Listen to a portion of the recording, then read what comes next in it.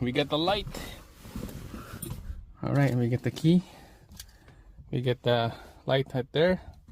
Let's go. Nope. Nothing. And I know that I've seen this before and I've been doing it for a while. If you take out the negative battery and it doesn't start, press the brake, push start, nothing. You have to get your fob really close here. This is how you start your engine if you disconnect the negative battery. So you get too close in there and then just push it.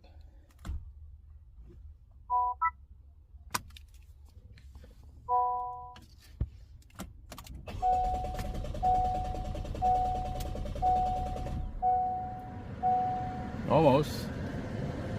Try it again.